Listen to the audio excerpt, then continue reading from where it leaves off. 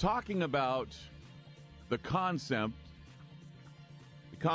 of dimensional therianthropy.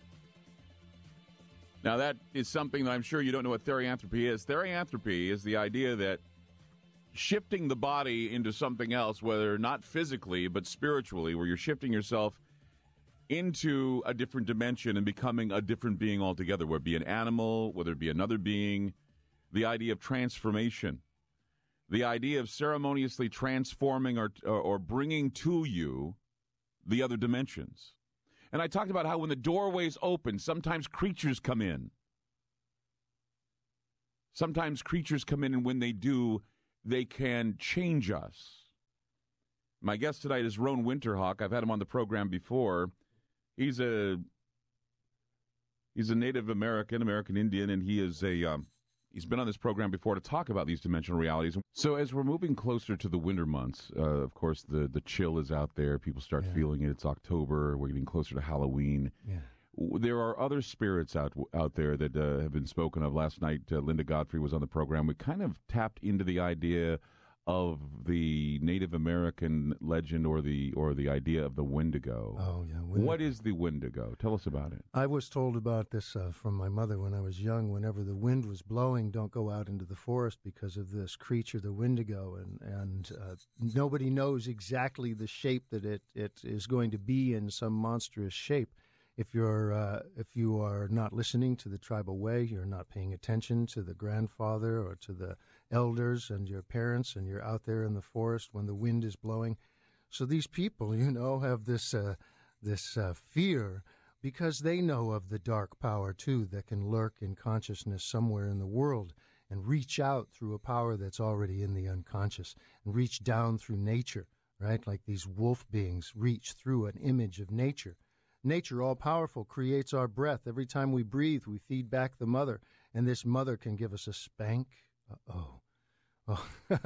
Through terror, through horror. Through trauma. Yeah. There's also the story of the creature with the shriveled human inside of it, and, of course, the Skinwalker, which many people are aware of because of the Skinwalker Ranch, which was made famous back in the 1990s. I remember...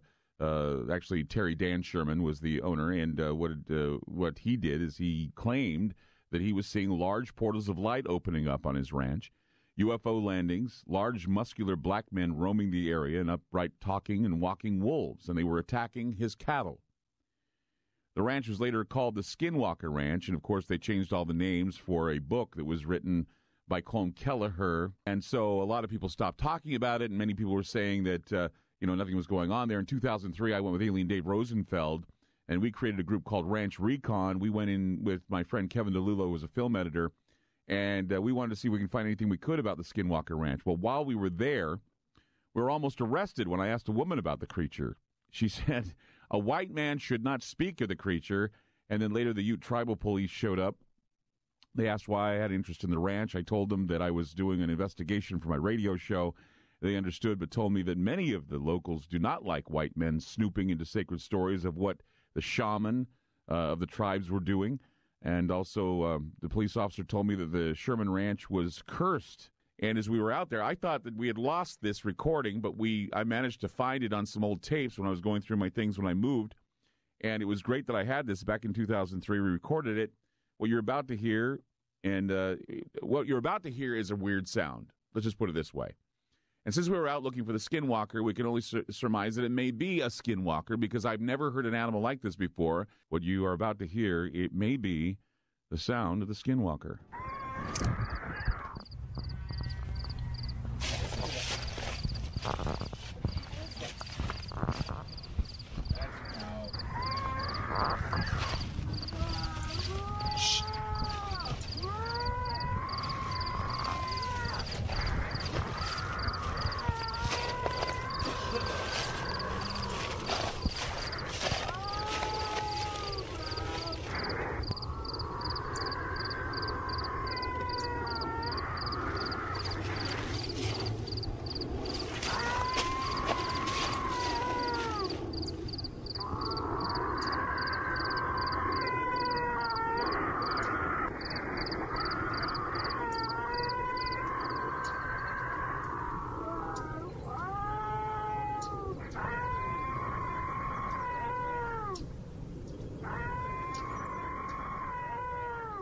You were saying that what we were hearing was something from the dreamscape. We were hearing something that may have been half in this world and half out of this world, maybe struggling as it was being pulled in or pulled out. Was it human, or was it the spirit of the Skinwalker, the wolf? What were we hearing, do you think? Okay, well, listening to that tape is like, what would happen if you met a real alien? I can't imagine what I would feel if I had been there and that was real. And I'm sure as people listen, they're going to say, oh, God, I don't know if I can believe that's real. So suspend the disbelief. Imagine that it is real. And I think you can feel that that's more real in a dreamscape when your mind is shifting. And I said, I'll bet you, if it was real, this is a being who is shifting from wolf to human, and you hear two different voices.